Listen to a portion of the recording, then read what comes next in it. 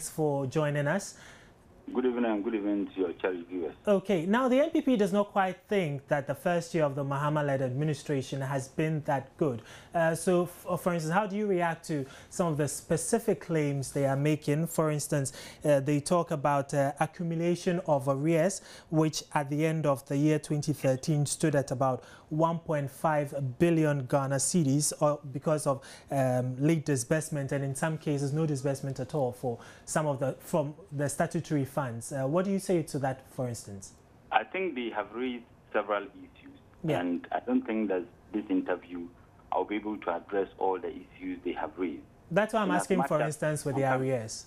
In as much as I will address that question, I think it will be fair also to allow me to also look at some of the very important issues they raised, which I think that would inure to the benefit of your listeners, your viewers, and the people of this country. I would address them too. In the first place, Nana Kumia spoke, Dr. Akutua spoke, and I'm told and what's the name, the one who said his children were better than journalists in this country, I think that he also spoke, Maxwell Kofi-Juma. Nana Kumia should be the last person who would talk about NYEP or JIDA. The reason why I say this is that Nana Kumia has indeed held the leadership of JIDA, then NYEP, before he was the Minister of Employment under the NPP. Nana Kumia, we have in possession of a letter, NYEP appointment letter, signed by Nana Kumia, posting NYEP beneficiary under the teaching model to teach in a private school. That was criminal, that was illegal. Okay, but let me finish. For want of time, so if you could just address some of the specific questions I have asked. It's very important. He talked about JIDA. He talked about education. Yeah. They talked about the other things, and I think that it's important. And you have given us an instance that which we appreciate, and I believe probably sets the context for us. But because we are hard pressed for time, so if you could come to the issue I raised, for instance, with arrears of. I'm wondering why we can have that interaction, because I have indicated to you that they raised several issues. Exactly, and we can't. Question, I think it's also important because I think that those were the crux of their so-called press conference, and it's important to address them. One, Nana Kumia signed NYP appointment letters sending beneficiaries to teach in private school. There is a letter of NYP appointment in which Nana Kumia signed as late as 16 January 2009.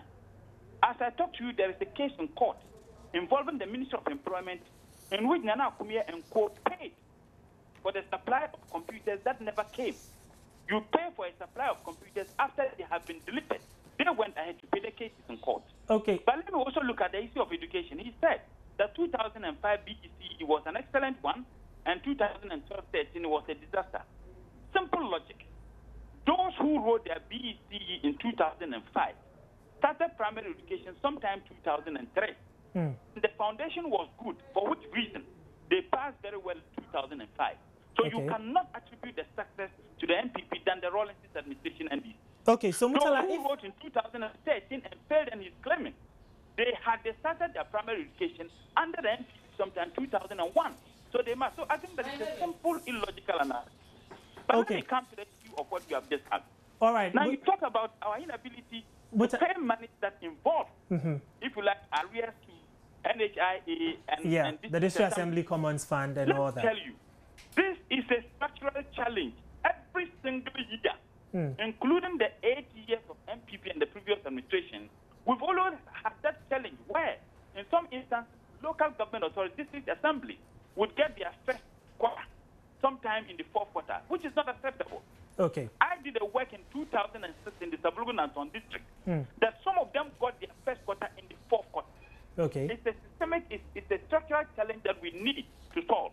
Okay. There is an issue of the depreciation of the city. It is obvious that when you don't have enough foreign currency in circulation, you will definitely have the city losing its value because many people will be rushing for the fewer foreign currency, i.e., particularly the dollar. Okay, Murtallah, final question. Sorry to cut in, but one quick question. They are predicting a harder 2014 for Ghanaians. What do you say about that? They have a history of predicting doom for this nation since Nkrumah, whereas everybody is indicating and the signals that the economy is improving.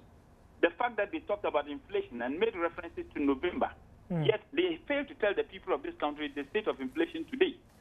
The fact that if indeed have indicated, and independent bodies, civil society groups and non-governmental organizations themselves have indicated that the challenges we faced in 2013 can to a very large extent attributed to the needless Supreme Court case.